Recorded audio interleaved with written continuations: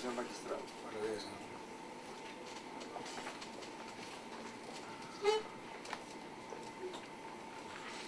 Usted ya fue entrevistado en una anterior oportunidad. Se conoció en extenso todo su expediente, ¿cierto? De tal forma de que luego el Pleno pasó a votación con relación a su situación jurídica, si iba a ser ratificado o no ratificado.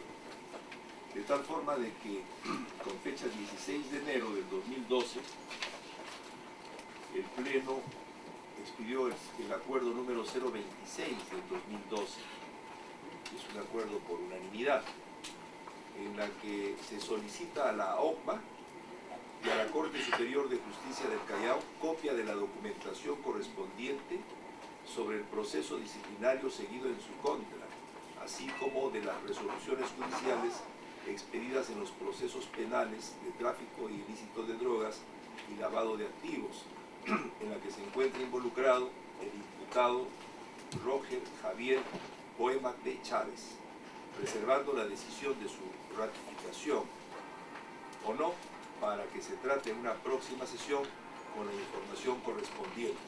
Eso fue el acuerdo del Pleno. De tal forma de que hoy, en esta ampliación de entrevista, solo vamos a tratar lo relacionado a este imputado Roger Javier Poema P. Chávez. ¿De acuerdo? Correcto.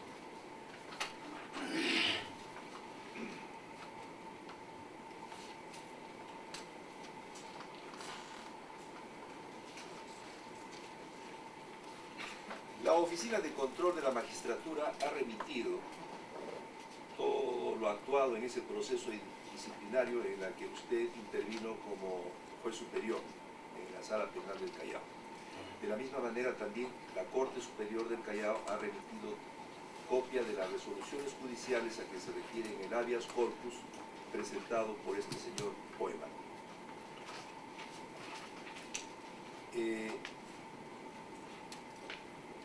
La Oficina de Control de la Magistratura informa que el proceso disciplinario todavía se encuentra en trámite, no ha concluido, y nos remite la resolución número 35 de fecha 10 de julio del 2012 en la investigación número 73 del 2011 Callao. Esta es una resolución expedida por el magistrado de segunda instancia Ulises Augusto Yaya Sumaeta, magistrado de segunda instancia responsable de la Unidad de Investigación y Anticorrupción de la OCMA, en la que está proponiendo su suspensión por el término de 6 meses sin goce de haber. 8 son los cargos por el cual se instauró proceso disciplinario contra usted y contra también otros magistrados. El cargo A se refiere a la presunta interferencia en el ejercicio de funciones del Ministerio Público al haber confirmado en el expediente número 3282-2010 habeas corpus la sentencia que declara nulo el auto ampliatorio de instrucción contra el favorecido e insubsistentes las decisiones fiscales. Los puntos A, resolución emitida por el fiscal superior emplazado que declaró fundado el recurso de queja, y B, denuncia penal formalizada por el fiscal adjunto provincial de la primera Fiscalía Especializada en Crimen Organizado, inobservando el artículo 159 de la Constitución Política del Estado y los artículos 1 y 5 de la Ley Orgánica del Ministerio Público, constituyendo presunta infracción a su deber de observar los artículos 158 y 159 de la Carta Magna, que a su vez es falta muy grave, entre paréntesis, artículo 48.4 de la Ley de la Carrera Judicial, cierra paréntesis. Cargo B, presunto quebrantamiento del deber de resolver con sujeción a las garantías constitucionales del debido proceso, en su manifestación de motivación y fundamentación de las resoluciones judiciales protegida por el artículo 139.5 de la Constitución Política del Estado, al no dar las razones explicativas que fundamentan por qué se resuelve en contra de parámetros de interpretación que el Tribunal Constitucional ha establecido en casos de procesos de habeas corpus contra fiscales en actuaciones a nivel de investigación preliminar, como A, expediente número 06362 del 2008, 20 de marzo del 2009, B, expediente número 03689 del 2008, del 22 de abril del 2009, C, expediente 04414 del 2008, del 18 de marzo del 2010, D, expediente 01540 del 2010, del 5 de octubre del 2010, y expediente 03243 del 2010, del 15 de octubre del 2010, lo que constituiría presunta infracción al deber establecido en el artículo 34.1 de la Ley de la Carrera Judicial, tipificada como falta muy grave, entre paréntesis, artículo 48.13 de la citada ley. Cierra paréntesis. Cargo C. Habrían incurrido en motivación aparente. Habrían, dice, porque son varios los procesados, ¿no? En todo caso, especificando, habría usted incurrido en motivación aparente al haber sostenido A, que no son inimpugnables la denuncia fiscal y la decisión judicial cuando sí es posible hacer valer defensas previas en sede ordinaria, además que el mandato de comparecencia con restricciones sí es apelable. B, la existencia de pruebas para la denuncia que los magistrados denominaron acusación. C, la supuesta grave irregularidad en sede fiscal no resultaría tal, pues existe correlación entre el fundamento fáctico y jurídico de la denuncia fiscal ampliatoria, y D, el denominado proceso penal irregular por no haber efectuado el control de la corrección de la denuncia fiscal tampoco guarda sustento con lo actuado en autos, todo lo cual fue sustento para declarar fundada la demanda de habeas corpus, quebrantando el deber impuesto en los artículos 12 del texto único ordenado de la Ley Orgánica del Poder Judicial y 139.5 de la Constitución Política del Estado, con lo que habrían incumplido las obligaciones previstas en el artículo 34, inciso 1 y 18 de la Ley de la Carrera Judicial, tipificada como falta muy grave. Cierra, abre paréntesis, artículo 48.13 de la citada ley, cierra paréntesis. Cargo D, que ese es un nuevo cargo. Cargo D, presunta inobservancia inexcusable del cumplimiento de los deberes judiciales de impartir justicia con independencia e imparcialidad al haber confirmado la sentencia que declara fundada la demanda de habeas corpus a favor del procesado Poema P. Chávez, presunto autor del delito de lavado de activos. Cargo E, habrían omitido pronunciarse en relación a la defensa de la Procuraduría Pública del Ministerio Público, pues no habrían tomado en consideración los agravios expuestos por dicha parte, cuando les correspondía absolver el grado, observar lo establecido en el artículo 364 del Código Procesal Civil, de aplicación supletoria, por lo que al no hacerlo, habrían desnaturalizado el objeto de la apelación, incumpliendo el artículo 358 del acordado Código, contraviniendo de esa manera los artículos 34.1 y 34.18 de la Ley de la Carrera Judicial, que constituye falta muy grave. Abre paréntesis, artículo 48.13 de la citada ley. Cargo F, al no haber tomado en cuenta las sentencias del Tribunal Constitucional precisadas por el Procurador Público en su recurso de apelación, habrían inobservado lo dispuesto en el artículo 6, infine, del título preliminar del Código Procesal Constitucional y primera disposición final de la Ley Orgánica del Tribunal Constitucional. Asimismo, no habrían tenido en cuenta la restricción procesal contenida en el artículo 2 del Código Procesal Constitucional, como también la del segundo párrafo del artículo 4 del Código acotado, incumpliendo el deber de impartir justicia con respeto al debido proceso, tal como le exige el artículo 34.1 de la Ley de la Carrera Judicial, que constituye falta muy grave. Abre paréntesis, artículo 48.13 de la citada ley. Cierra paréntesis. ¿No? Entonces, estos son los cargos. Usted hace sus descargos. Si bien es cierto que esto es un proceso disciplinario que se encuentra en trámite, por lo que le asistiría a usted el principio de licitud o principio de inocencia en nuestro código, en nuestra constitución política, ¿no? Sin embargo, dado a que no tiene usted medidas disciplinarias en su expediente, y este es el proceso disciplinario emblemático por lo mismo que ha tenido repercusión en los medios de comunicación, es necesario esclarecer estos temas. Es cierto que el magistrado de segunda instancia de la OMPA, en esta resolución, lo absuelve a usted de 4 cargos, ¿no? Y propone no su destitución, sino solamente su suspensión por el término de 6 meses, pero por 4 cargos restantes. Nos gustaría saber cuál es la explicación que da a estos 4 cargos que subsisten todavía, como son el cargo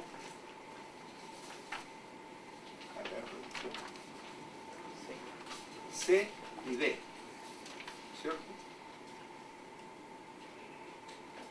¿Desea usted que le lea lo que señala la OMA respecto al cargo C? Ese documento ha llegado recién el día de ayer ¿cómo se llama? Al Consejo, y a nosotros no nos ha llegado todavía absolutamente nada. Yo acabo de leerlo el día de hoy, en la mañanita que vine temprano. Tengo más o menos la idea, señor, que pasa exactamente por lo mismo que dijo el anterior sustanciador, que es el doctor Santillán. Es lo mismo, y habría que decir una serie de cosas. Usted me dice el cargo C, el cargo C para garantizar su derecho de defensa. El cargo C, haber incurrido en motivación aparente al haber sostenido 2 puntos A, que no son inimpugnables la denuncia fiscal y la decisión judicial, cuando sí es posible hacer valer defensas previas en sede ordinaria, además que el mandato de comparecencia con restricciones sí es apelable. B, la existencia de pruebas para la denuncia que los magistrados denominaron acusación. C, la supuesta grave irregularidad en sede fiscal no resultaría tal, pues existe correlación entre el fundamento fáctico y jurídico de la denuncia fiscal ampliatoria y del denominado proceso penal irregular, por no haber efectuado el control de la corrección de la denuncia fiscal, tampoco guarda sustento con lo actuado en autos, todo lo cual fue sustento para declarar fundada la demanda de habeas corpus, quebrantando el deber impuesto en los artículos 12 del texto único ordenado de la Ley Orgánica del Poder Judicial y artículo 139.5 de la Constitución Política del Estado. Ese es el cargo en concreto, señor magistrado. Creo que hay una más. Luego pasamos al segundo. Nos gustaría... Dependencia y pasaría, creo que lo mismo, es muy breve, por lo menos yo lo leí en 4 líneas, creo. El otro cargo, no sé que le lea, sí, o vamos explorando, analizando cargo por cargo. Correcto. A ver, esto ya lo dijimos la vez pasada, porque yo quisiera comenzar siempre por el origen de este proceso. Este proceso se origina... Si pudiera hablar un poco más fuerte para que podamos escuchar. Correcto, señor. Este proceso se origina de oficio por una denuncia que llega anónima en horas de la madrugada, así lo dice el control interno, contra el juez que vio originalmente la causa, que es el doctor Pilo Guamán Quintanilla. Las imputaciones eran gravísimas. Era, primero, que había, y lo dice textualmente la OCMA, entre gallos y medianoches habría traído un USB, dice, del exterior, de fuera. Al parecer daba a entender que esto se lo habían hecho, y plantó esa resolución en las máquinas de la Corte, y ahí se terminaron de trabajar o se modificaron. Ese cargo fue reforzado por las declaraciones de sus trabajadores. Y los trabajadores dijeron en esa época que efectivamente era un juez que no había estado acostumbrado a dar sentencias tan enormes, porque creo que tenía más de 30 páginas, nunca había declarado fundado en habeas corpus. Y tercero, corrobora el tema de que efectivamente ese texto se había traído desde afuera, nunca se hizo en la Corte. Más otros temas más que van por que son repetidos siempre, que es la vulneración a la actividad del Ministerio Público, que es lo que ellos denominan violación a la doctrina jurisprudencial del TC. Y, por supuesto, falta de motivación y una serie de cargos más. Pero estos principales que le comencé a mencionar son los que motivan que este señor sea apartado del Poder Judicial por 6 meses. Se le volvió a sancionar después por 6 meses más, o sea, suspender preventivamente mientras terminaba el proceso. Hoy su proceso ha acabado y lo han sancionado 4 meses. ¿Y ¿Qué ha pasado? ¿Qué sanción le han impuesto? 4 meses. ¿No lo han destituido? No. 4 meses. Es más, lo han absuelto de todos estos primeros cargos que motivaron su suspensión. Y lo sancionan. Deben tenerlo ustedes en su file. Yo he traído 7 juegos de copias porque por ahí comienza el manejo de qué cosa es motivación. El constitucionalista usted conoce el tema. Y el segundo cargo, por eso quería ir de frente, no creo que es independencia, falta de imparcialidad. Pero vamos por lo primero, que abarca una serie de conceptos. Se dice que hay falta de motivación en el caso concreto del doctor, y lo cito porque esta sentencia, la resolución de OCMA, que lo sanciona 4 meses, es de marzo, no recuerdo exactamente la 27 de marzo del 2012, del presente año. Ya el doctor está trabajando. En la actualidad está trabajando el doctor Dilo Guamán. Exacto. Y la resolución del Tribunal Constitucional, que termina finalmente con este proceso, data del 6 de abril, o sea, pocos días después del 6 de abril de 1912. Y deben tenerlos todos, ahí está en el file, en la sentencia del TC. ¿Qué dice esta sanción del doctor Dilo? Dice 2 cosas que son importantísimas. Dice, por un lado, le dice que hay violación al principio de motivación, porque se ha violado a su vez la doctrina jurisprudencial. ¿Qué significa violar la doctrina jurisprudencial del Ministerio Público? Es simplemente que como sus capacidades del Ministerio Público no son decisorias y por consiguiente no está ligado a la libertad individual, no deben proceder. Eso lo dice un sector de las sentencias del TC. Recordemos, ya lo he dicho también la vez pasada, que el TC es un órgano político. No es un órgano como los magistrados que son profesionales de carrera, es un órgano político.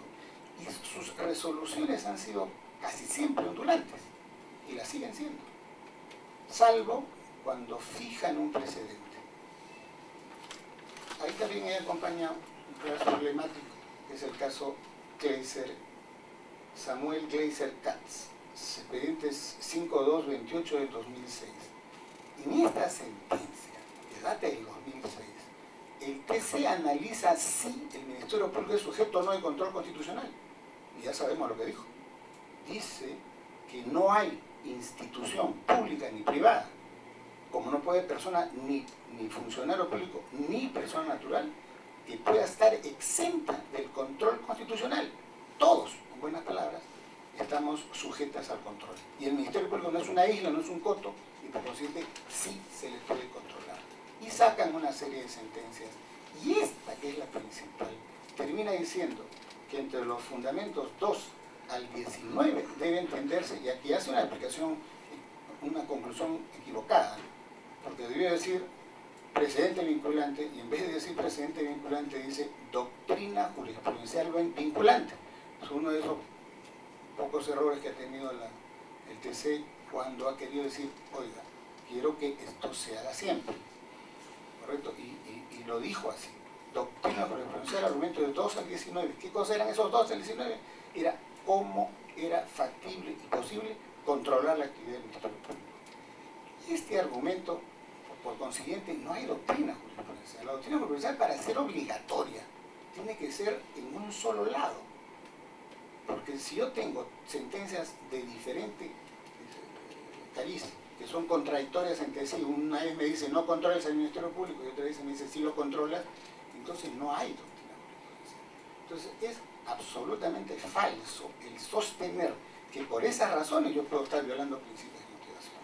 Y vamos a motivación, y mire, ¿desde cuándo aparece recién aquí el tema de argumentación jurídica, justificación o motivación propiamente dicha? La Constitución está de 1993, es cierto, pero acá se desarrolla recién el tema a partir de hace unos 5 años atrás, cuando por primera vez se introduce en la Academia de la Magistratura un curso de argumentación jurídica, que me parece que el primero que lo dictó es el doctor León Pastor, hombre muy joven pero muy conocedor del tema.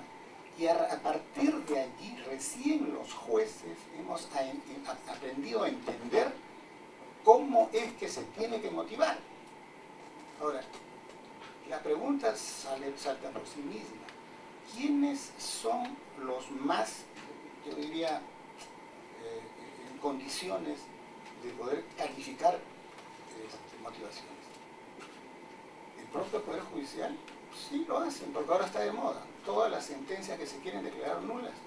Antes no, utilizaban 3 o 4 palabras. Antes se metían incluso, la Corte Suprema nos decía, señores, practiquen tales y tales y tales diligencias, con lo que invadían terreno del Ministerio Público. Luego ya no quisieron decir eso y decían, un solo párrafo, no se evaluaron bien las pruebas y en consecuencia se anula. Ahora no, ahora le dicen todo aquello que se puede decir sobre motivación. Y comencemos por algo elemental, fíjense, cuando sostiene Ockman que hay motivación aparente, eso es un absurdo total, porque el propio TC cuando declara los casos en donde hay falta de motivación dice así, motivación aparente es uno de ellos, pero la motivación aparente es equivalente a una falta de motivación absoluta. ¿Y eso cuándo podríamos verlo en una resolución? Es decir, por más pésimo que sea un juez hoy día, se preocupa en motivar. Puede motivar mal, eso es cierto, lo puede hacer, se puede equivocar, todos no somos infalibles, pero nos preocupamos en hacer motivación, no como antes. Recuerden ustedes cuando uno quería confirmar o revocar una sentencia, decía, de conformidad con el Ministerio Público o por los fundamentos de la apelada, confirmábamos la sentencia. Y así se hacía, en media cara. Hoy ya no se hace eso. Eso sí sería, yo calculo, una motivación aparente. Luego desarrolla la tesis de Alexis, habla de justificación interna, ¿no? Hechos, prueba, ley, ¿no? Que es la premisa. Y luego desarrolla a sí mismo la motivación externa, que es un poco más complicado, porque hoy uno entender a Robert Alexis es terrible. Justificación ahora de las premisas. Luego desarrolla el TC también lo que denomina motivación insuficiente, que dice que puede haber mucho dicho, pero poco contenido. También desarrolla el TC el tema de la motivación incongruente, cuando no se responden todos los argumentos de las partes, aunque ya ha dicho el TC también que frente a eso tampoco es absoluto, dice, no necesariamente hay que contestarlas todas, se puede contestar algunas y si eso resulta siendo suficiente, basta para tener una buena motivación. ¿En cuál de estas nos ubicamos? ¿Y qué dice Atienza finalmente? Que probablemente es el más ligado a nosotros porque es español. Atienza habla simple y llanamente de que motivar es justificar o dar buenas razones. Sencillo. Y mire, yo tengo un artículo aquí de Atienza en mi mano que está publicado, mire, el 15 de mayo de este año, cuando vino por acá. Y Atienza termina diciendo lo siguiente, y lo leo textualmente porque es pequeño, dice, no es conveniente que el órgano de control disciplinario examine la corrección o no de la motivación de los jueces. No si existe o no motivación, sino si la misma se considera adecuada. Es tenue para decirlo, y termina diciendo lo siguiente, me parece que eso supone un atentado contra la independencia. Lo puedo acompañar si desean la referencia. Tienes un artículo de Atienza publicado en peruano. Bueno, ese es su descargo respecto a este cargo, no sé que si dice haber incurrido en motivación aparente. Claro, es que si usted ve ahora, yo lo que he leído, al final, hoy día, he leído en la mañana la resolución del señor Yaya, el local termina, dice, revocando la decisión del anterior sustanciador, que es el doctor Santillana. Y Santillana termina por lo mismo, Santillana, termina diciendo que hay falta de motivación por un lado y hay violación de la independencia y la libertad. Pero ahí yo me he puesto a preguntar, está bien que sea un proceso administrativo sancionador, pero hasta donde yo sé, a nosotros no nos investigan de oficio. A nosotros nos investigan cuando sacamos nuestra sentencia, dictamos nuestra sentencia y es el procurador del Ministerio Público que formula la queja. Y la formula por varios argumentos. Han recogido 2, ¿correcto? Y fíjese que el TC termina un poco apartándose de todo para hacer una especie de conglomerado. Entonces, cuando este señor Santillana propone la medida de suspensión de 6 meses por más o menos los mismos argumentos, el señor Yaya termina revocando esa resolución cuando nadie apeló de la misma. El único que apeló de un extremo de esa decisión del doctor Santillana, que es anterior a la Yaya, fue el procurador del Ministerio Público. Y ese extremo está absuelto. O sea, ese extremo está bien. Pero los extremos que no fueron objeto de apelación son siendo revocados por el nuevo sustanciador, que es el señor Yaya. Yo no lo entiendo, ¿eh? Créame que no sé si eso es posible en materia, y disculpe que soy tan ignorante, que no conozco en realidad cómo funciona el sistema disciplinario de control, pero yo entiendo que una lógica normal solo se revoca lo apelado. Es lo que tendría que pronunciarse. Por eso todavía no nos han notificado esa resolución, la vamos a absolver, todavía nos queda la instancia. Lo vamos a estudiar detenidamente, eso no, y no ahora hemos que, advertido. claro, Usted está señalando de que están revocando lo que no ha sido apelado. correcto. Pasemos al segundo cargo. El segundo cargo es inobservancia inexcusable del cumplimiento de los deberes judiciales de impartir justicia con independencia e imparcialidad, al haber confirmado la sentencia que declara fundada la demanda de habeas corpus a favor del procesado Poema de Chávez, presunto autor del delito de lavado de activos. Correcto. Creo que no dice más porque... Eso es todo el cargo. Así es. Eso es todo el cargo. Mire, ahí la cosa es muchísimo más grave. Cuando el señor Santillán, que es el antecedente del señor Yaya, toma este cargo, dice, comienza muy bien, ¿eh? Dice la independencia y la imparcialidad van de la mano. En otras palabras, tienen que ir juntos. O sea, para que haya imparcialidad en la decisión de un juez, tiene que haberse violado su independencia. Y señala, lo tienen ustedes también, la resolución del señor Santillán, señala dos sentencias del TC. Tienen su doble dimensión, señala él, y señala como doble dimensión independencia, como previo violación para poder ser imparcial. En otras palabras, la violación a la independencia tiene que ser externa, necesariamente. Puede ser, me amenazaron de muerte, me pidieron un favor, me puede haber pedido un favor, no sé, un político, algún superior, qué sé yo, han puesto en peligro mi vida, la vida de mis parientes, o un amigo me lo pidió, es decir, o una coima. Es decir, puede ser cualquier razón externa que rompa mi independencia para que yo pueda entrar a ser parcial o parcializado.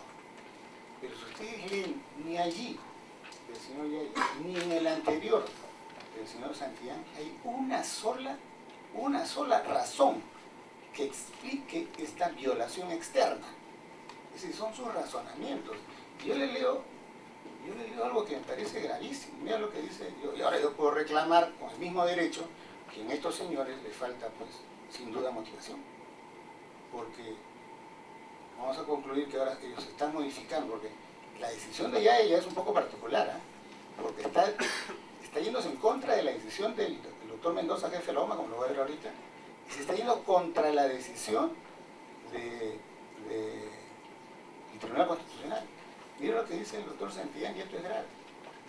Dice, infringieron el principio de constitucionalidad y parcialidad judicial, lo que de cierta manera favoreció al beneficiario Roy Poema de Chávez, al sustraerlo momentáneamente del proceso penal de lavado de activos. Esto pues es ilógico. Todos sabemos que una decisión que pueda apartar, aunque sea por un minuto, una persona tiene que estar consentida, tiene que ser firme. Es decir, una decisión que pueda ser apelable. Y yo le digo, esto no lo puede decir un magistrado que quiere sancionar a una pena tan grave como de 6 meses. Eso es absolutamente ilógico. Es decir que con una decisión nuestra, que es de trámite y que todavía falta, está pendiente de recurso de agravio, se puede haber sustraído a una persona así fácticamente por momentos. Fíjese, ¿No se llegó a sustraer del no proceso se penal? llegó para nada. Nunca se ejecutó, señores. Jamás. Porque estaba pendiente de recurso de agravio. Claro, llegó el recurso de agravio al Tribunal Constitucional y declararon Ahí sí, se fundado, declaró fundado por un lado. Y luego que habla, y luego dice que hay violado imparcialidad. ¿Y qué dice la resolución? Fíjese, la resolución que sanciona al doctor Dilo Guamán, dictada por el jefe de la OMA, el doctor Mendoza, que es una resolución casi firme, y voy a explicar también por qué es casi firme. Dice, debido a que la etapa investigatoria queda descartado, dice, toda posibilidad de favorecimiento o parcialización del magistrado investigado. Y lo que se hace es confirmar su sentencia. ¿Está usted leyendo la resolución, La resolución de la jefatura de OCMA. Si vuelva a gusta, leer y nos deja una copia porque no tenemos esa resolución del magistrado Guido Guamán. He traído hasta 7 copias, sí. Los alcanzo para que lo tengan todos. Eso está en la página... Está en la página 10, señor. La página 10. Y es casi la parte final. ¿No? Se descarta toda posibilidad de favorecimiento o parcialización del magistrado. Ya lo decidió el jefe de la OMA. Ya decidió que no puede haber imparcialidad, porque si no se rompe la independencia, jamás va a haber imparcialidad. Y no hay nada que acredite acá que se haya roto ahora, en el caso de él, la cosa todavía era grave si se probaba su primer caso, o sea, si se probaba que había traído un SB, que eso lo había hecho un estudio, un abogado, un amigo, quien fuera. Ahí sí la cosa era gravísima. No, de eso es absuelto. Solo se sanciona por supuesta falta de motivación. Pero ¿a dónde va?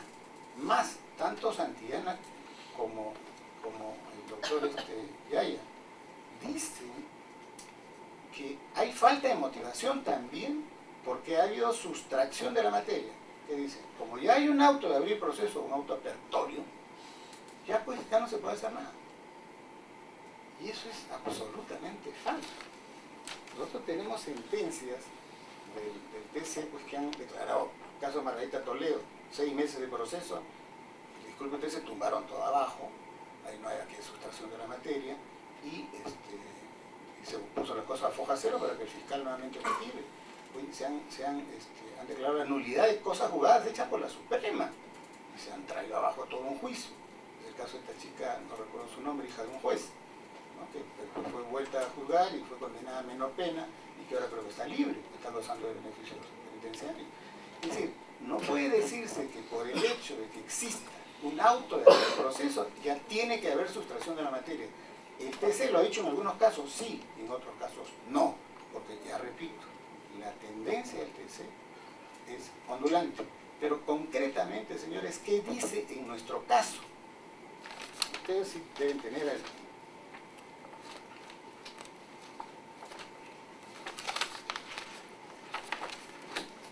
en la mano la sentencia del TC. El TC, ¿qué es lo que dice?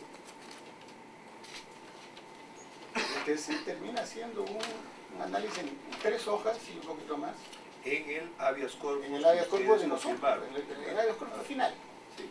No dice, si ustedes leen este texto, mire, la fecha es 6 de abril. Yo entiendo al doctor Santillana, porque hasta esa fecha no tenía la sentencia del TC. Pero al señor Yaya ya la tenía. ¿Usted cree que si el tribunal no hubiese visto falta de motivación, que constituya falta grave, como lo dicen, no lo haya derivado a control interno, no sé a qué otros estamentos, como acostumbra hacerlo? ¿Usted cree si consideraba que ha habido sustracción de la materia por haber un auto de abrir proceso, no lo hubiese dicho? El TC no lo dice, no dice nada. Entonces, ¿qué pretende o qué se pretende con un proceso disciplinario de esta naturaleza? Disculpa que lo diga tan descarnadamente, señores, porque yo aquí me estoy jugando la vida y quiero que me entiendan. Porque la verdad es que me estoy jugando la vida por algo que a mí me parece injusto. Fíjense, cuando sancionan al doctor Dilo y le ponen 4 meses de suspensión porque ya no había cargos fuertes, sino de motivación y de sustracción de la materia que no existe de acuerdo con el tribunal, le impiden el derecho de apelar. Y eso está pasando. Él apela de la resolución, le dice, no, si tú apelas de la resolución, no vas a regresar a trabajar, sino hasta cuando el Consejo Ejecutivo del Poder Judicial resuelva por completo. Entonces me dice así, yo le pregunté, pero ¿por qué no apelaste? No, me dice, no me impidieron apelar, tenía que estar consentida para que yo regrese. Entonces yo le digo, si alguien lo absuelve, no regresa a trabajar. Si alguien lo absuelve y está preso, no se va, que son iguales derechos, mayores derechos todavía, la libertad es mayor que el trabajo. Y ahora él está haciendo no sé qué trámites para que esa decisión de OCMA entonces se modifique. A mí me da mucho a pensar. de pronto se han quedado sin caso en OCMA y lo han sancionado 12 meses a ese pobre hombre. Lo han tenido suspendido 12 meses sin trabajo y sin nada. Y al final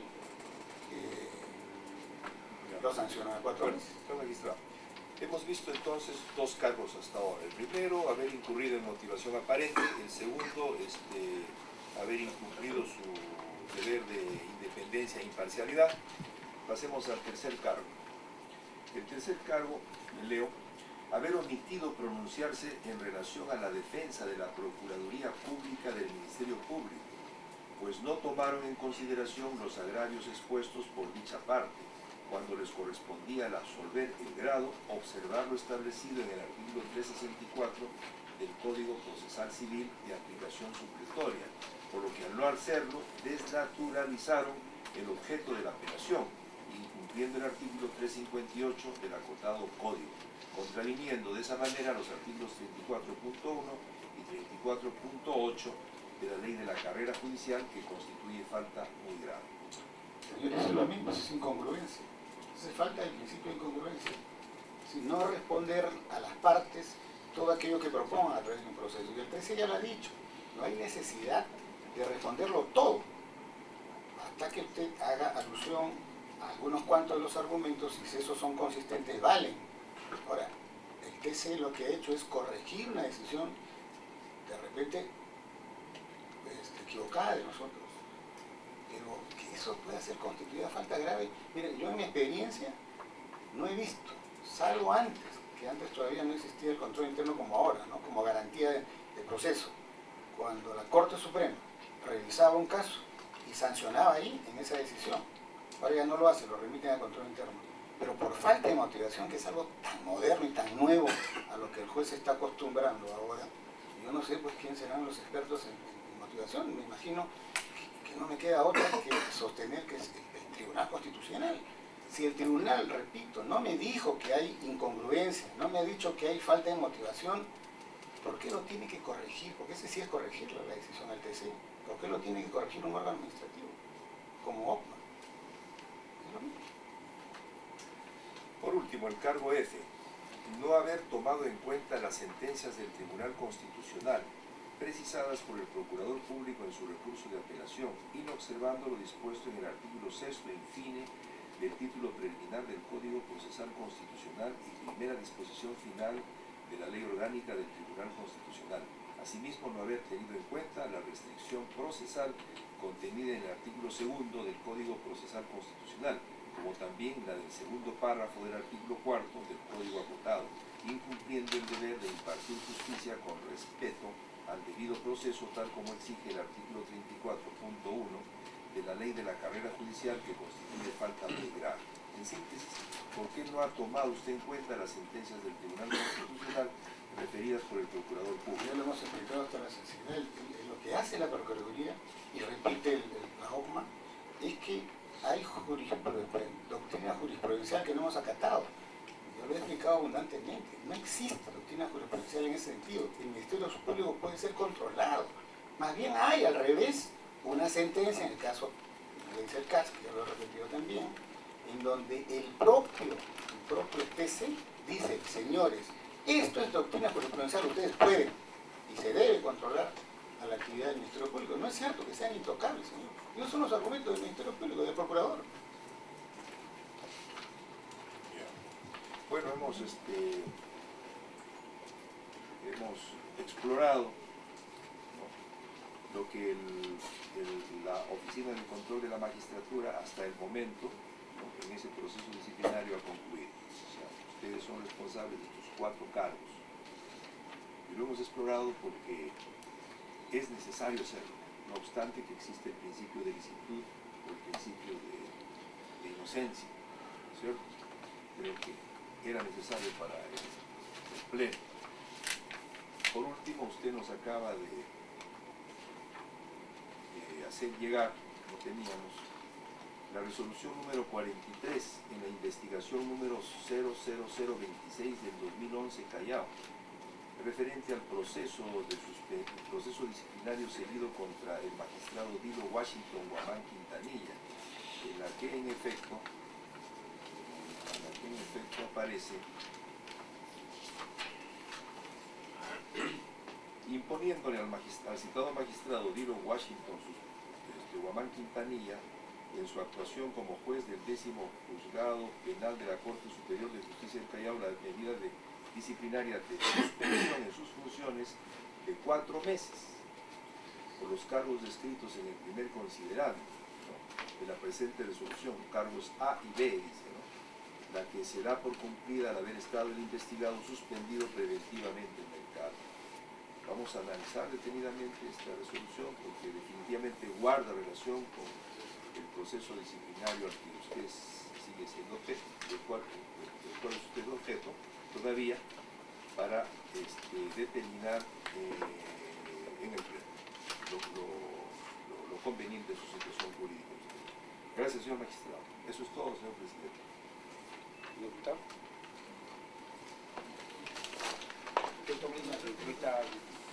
El ingeniero Gonzalo Vázquez. Buenas tardes, doctor.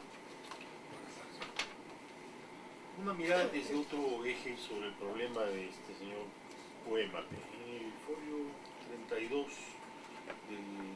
de investigación 73 se describe este hecho 32 y 33. ¿Tiene la mano? No importa, no se lo leo, no se preocupe. Aparece en la cuenta de este señor Poema unos depósitos por, leo sucesivamente, $1.248.000,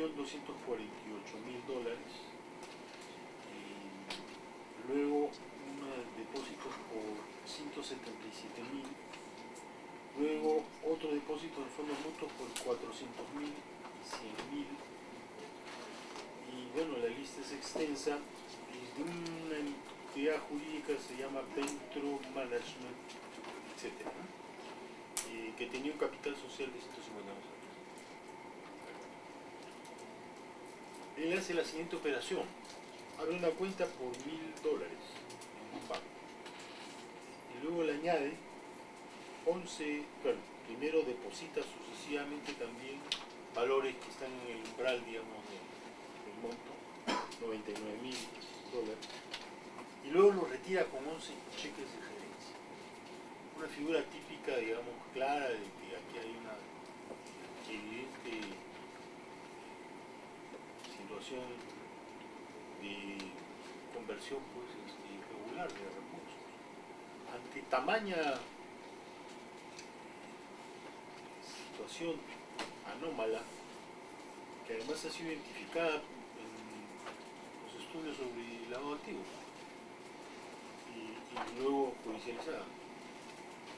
Ante esta objetividad del hecho delictivo, me pregunto qué reflexiones hicieron ustedes para tomar la decisión que tomaron. Yo le agradezco la pregunta, señor, porque me permite aclararle algunas cosas. Este proceso no se inicia en mi sala, para comenzar. Se inicia en otra sala en donde hay un impedido y llaman a uno de la mía, que es el menos antiguo, como procede, y así sucesivamente hasta que llegó a mí el tema. Es más, cuando señalan una primera fecha para la vista de causa, yo estaba en un curso de capacitación del nuevo modelo procesal penal y lo que se debió hacer ahí, de acuerdo con la ley orgánica del Poder Judicial, es, habiéndose advertido que yo esos 3 días no iba a estar ahí, simplemente debió reprogramarse llamando a otra persona. Finalmente no se hizo eso y cuando yo retorno me vuelven a llamar. Si ustedes ven mi voto, por el que me pliego al voto de los 2 señores y adiciono un voto particular, yo le explico ahí que en los delitos de lavado de activos, quieran o no, señor, tiene que existir un delito fuente, necesariamente, ni siquiera con la modificatoria, porque la modificatoria actual ha creado un delito de minería ilegal, pero en cualquiera de esos casos, usted puede hacer N transacciones, pero esas transacciones tienen que provenir de un acto ilícito. Y el acto ilícito no puede ser cualquiera, tiene que ser uno del catálogo que la ley señala, entre otros tráfico de drogas. Y dice así el fiscal superior, a quien yo conozco, que es mi amigo, el doctor Mateo Castañeda, porque yo trabajé con él durante casi 3 años en la comisión que reformaba el Código Penal. Y es un hombre muy capaz. Él dice, bueno, él está, pues, ha sido investigado al parecer en un delito en el Callao. Yo lo expliqué la vez pasada también. Ha sido por tráfico de drogas. Usted no puede decirme, un fiscal de la calidad del doctor Castañeda, no puede decir así sencillamente, por ahí está investigado. Pues. Y lo que sucedía es que un año antes aproximadamente, a él se le intenta abrir instrucción. No sé si puedo explicar las razones de la resolución, pero creo que están ahí también en el file. Se le intenta abrir instrucción por delito de tráfico de drogas que no se logra. O sea, no se abre instrucción contra él. Entonces yo me acordaba de todos esos hechos y entonces lo que se me ocurre decirle, oiga, señor fiscal, lo que a usted le falta como motivación y justificación del delito de lavado de activos que es tan grave, dígame cuáles son o en qué consiste este delito previo. No me puede decir usted alegremente, bueno, pues es una investigación por tráfico de drogas, tienen que identificarlo, establecer los montos, algunas cualidades del requisito. No le pido que haya sido condenado, porque la ley no exige eso. Pero la ley exige sí que quien imputa este delito de lavado de activos tiene que precisar el delito precedente, el delito fuente. Y eso no lo digo yo, señores, porque eso es doctrina aceptada tanto nacional como internacional. Ese argumento, hasta ahora, el control interno no me lo ha tocado para nada. Ahí sí yo, por ejemplo, podría decir que hay falta de congruencia, porque no han respondido probablemente uno de los argumentos más fuertes para mí. Por eso que yo opiné que no, que explique de qué se trataba el delito anterior. Por eso se justifica mi decisión, ¿no? Pero antes de ir a la esfera, que le decía que había otra mirada, una empresa de 150.000 soles gira 10.000% más de su giro. Obviamente la ley no precisa exactamente que debiera pues establecerse primero el delito y luego poder actuar, porque ahí hay una evidencia objetiva. Fuera que en el mismo expediente se había conocido que había una empresa en Panamá del señor Poemape, de una empresa constituida en 2006 con un capital de 10.000 balboas, que no tenía ningún movimiento comercial real, pero sí tenía una serie de otras transacciones, y otra de un señor Pérez Miranda, sobre lo cual hay un contrato de mutuo. Yo entiendo toda su preocupación, señor, la entiendo perfectamente. Y la opinión pública también lo ha trasladado. Pero pueden investigar, es que la ley, ahí la ley es la ley. Usted lo puede investigar por criminalidad organizada, por cualquier otro delito, pero por lavado de activos le exigen necesariamente la existencia de un delito previo.